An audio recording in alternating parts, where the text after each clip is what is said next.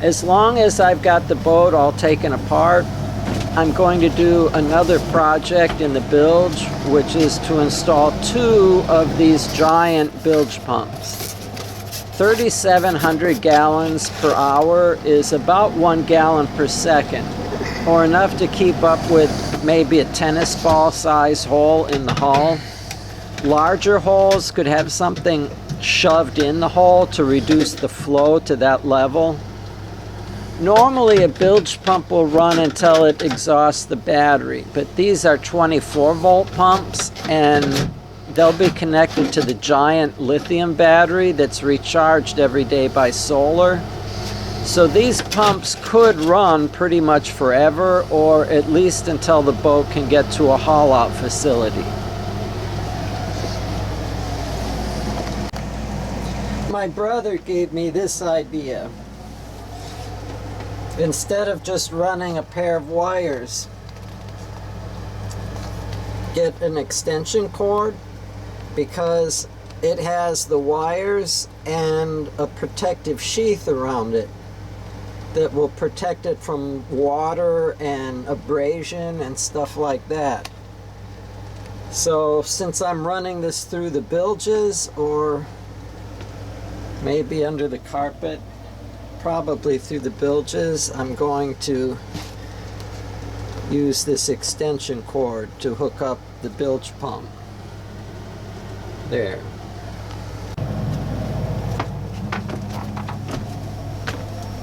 So I am routing the wire through the bilges, and I had to move the freezer in order to run it through the floor here of the back cabin and into the first bilge. The bilges are interesting because, as I said in the previous video, the stringers are these big hollow box beams that are maybe 6 inches at the top and 8 inches wide at the bottom, and it divides the entire hull up into these little 2-foot by 2-foot boxes. And because the beam is so thick, where Carver ran cables and other things through the bilge, they put these pieces of PVC through. And that pipe is maybe like 10 inches long. And it leads through the box beam that is the stringer into the next little compartment in the bilge. And that will be another identical 2-foot by 2-foot compartment in the next little hole.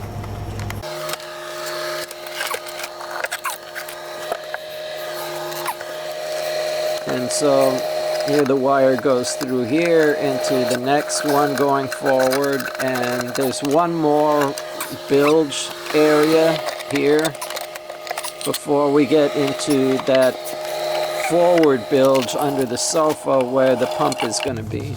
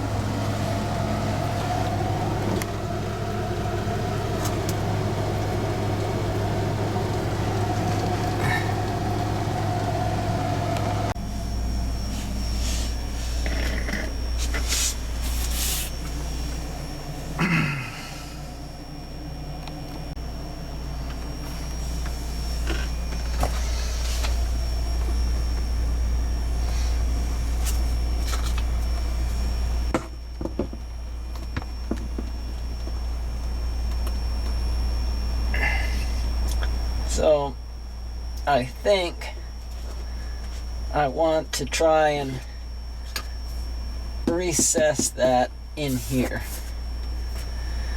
so that I can have just a hole in the front cover and not have these switches sticking out where cargo can bump them, the way I did with the circuit breakers.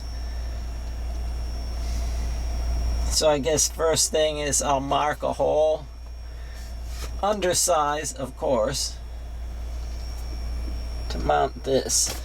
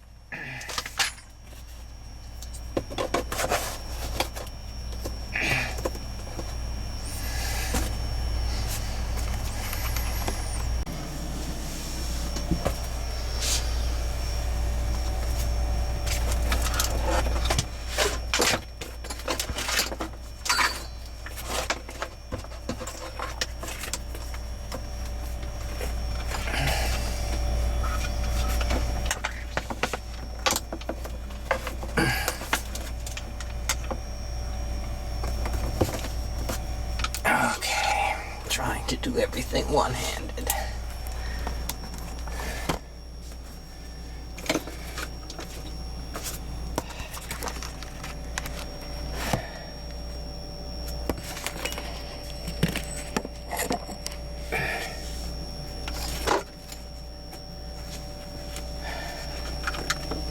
I don't know if you can see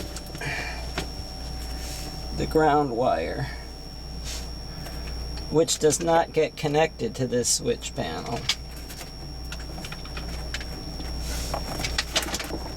So, here's my cable.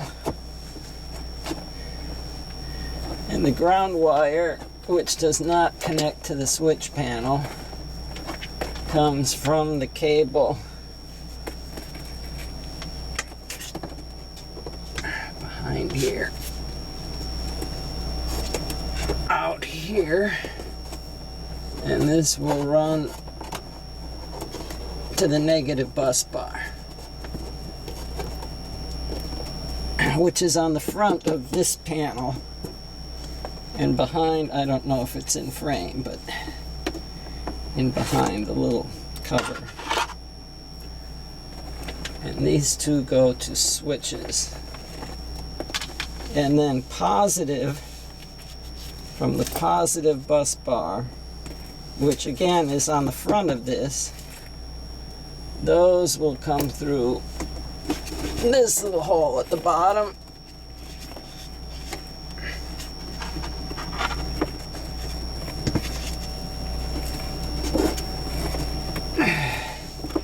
And then connect directly to the breakers on the switch panel. Make sure they're long enough to reach. Apparently they are, so far.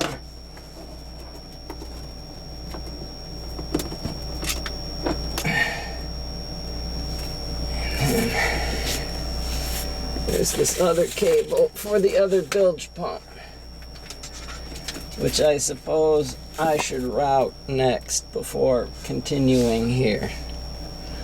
Basically, I think it should just go straight through the firewall into the engine bay. There's other ways to route it, but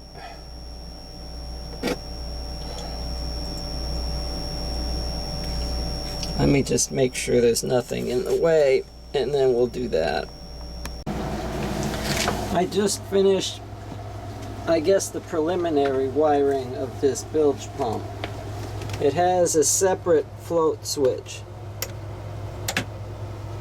And so I've got the negative lead to the pump, the black wire. I've got one of the two wires on the float switch comes up here and connects to the positive lead of the motor. And then here's the other end of that wire on the float switch. So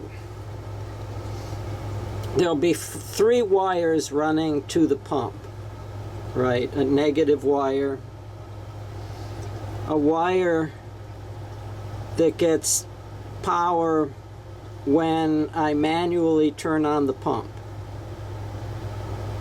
And that will go here where these two wires come together. So it goes straight to the positive input of the pump.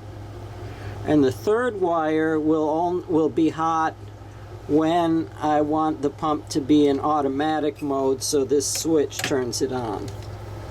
And that's this other wire here to the switch. So when that wire is hot, current just goes to the switch and the pump doesn't run unless this switch turns on. It also means that the switch to manually turn the pump on is off.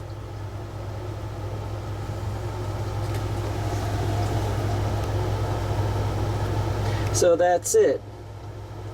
You know, the manual switch goes straight, goes here where these two connect and goes straight to the pump. The automatic switch goes to the float switch, which only turns the pump on if there's water. And this is all that I can do right here. So I'm gonna go out to where the other end of the wires are and connect it there.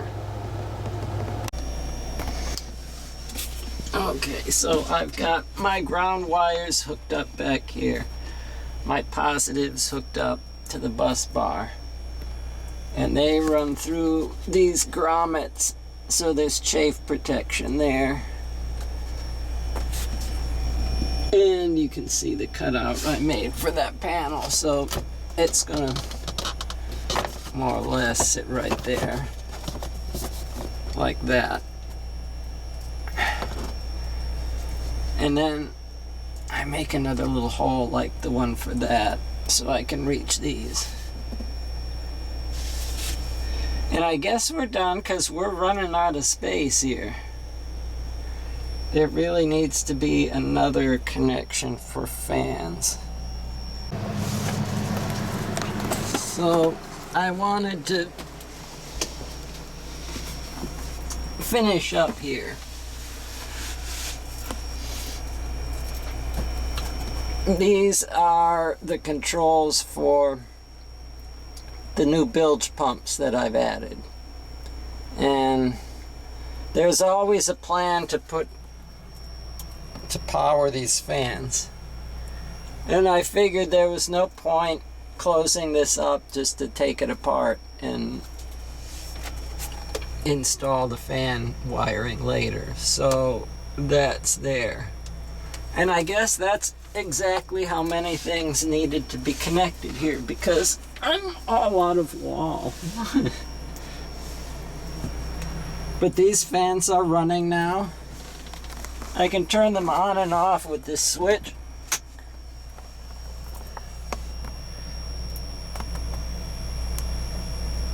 And if I flip the switch, I get fans. I don't know. That only seems magical, I guess, if you had to do all the wires. And so these fans are running now.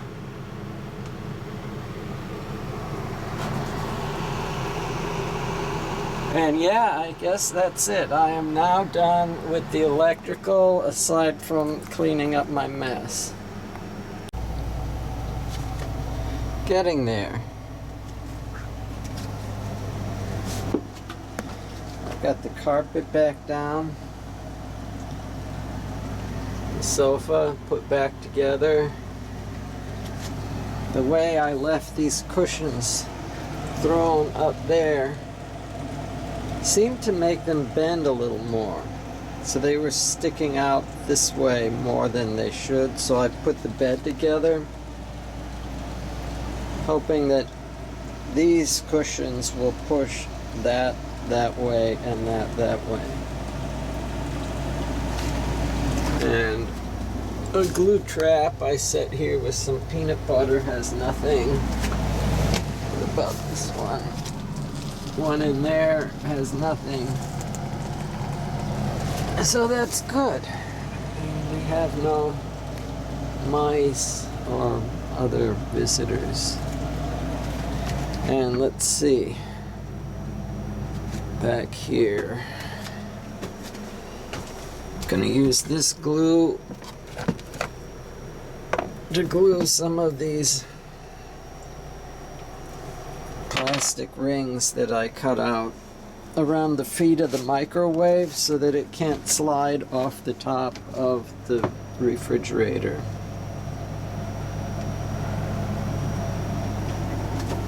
And I still have to put the bed back together. Not sure if there's more that has to go in the basement there, so I was kind of holding that off till the end. But it's getting time for that as well. Just a little more. So I'm gonna get back to it, and I'll turn the camera on again in a little bit. I did some more under here, rearranging. This bottom area has oil and other stuff that I might need frequently with the boat. Automatic transmission fluid for the hydraulics that raise and lower the outdrives. And there was a bunch of other stuff in here.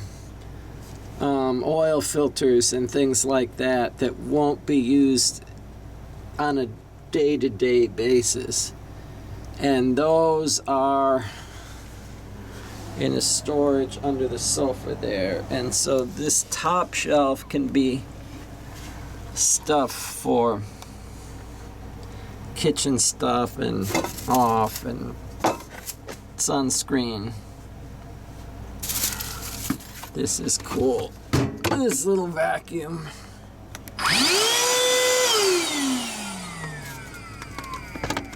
And it has this kind of end for doing the floor quicker.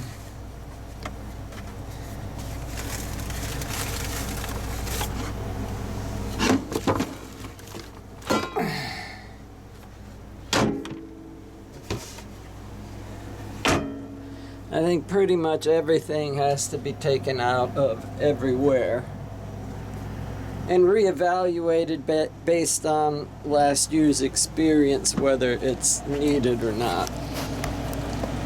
Oh yeah, that big flashlight thing, spotlight, is definitely needed after the nighttime driving. And I've got this light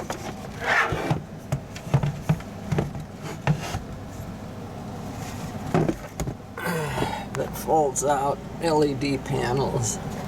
And those all work on the same batteries as my electric drill and other power tools. Okay, back to work. I'll turn the camera on when I've done more. Okay, so I've canceled the project of the shelf in here.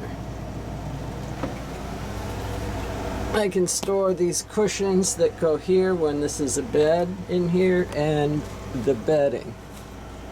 And I think that's a better deal. You know, something up here to hold those metal things might not be a bad idea. They were sitting on top of these and left these rust stains. I'll see.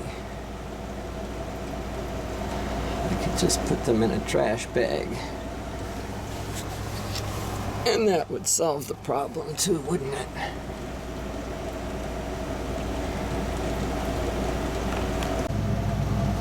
I'm not sure if the camera can pick this up or not. But in person there is a definite difference in shade. This side has been cleaned 4, maybe 5 times, and this side only once. So I don't know what that's from, but there is a gray shade on top that we'll clean off with Clorox scrubbing wipes. So more of that now.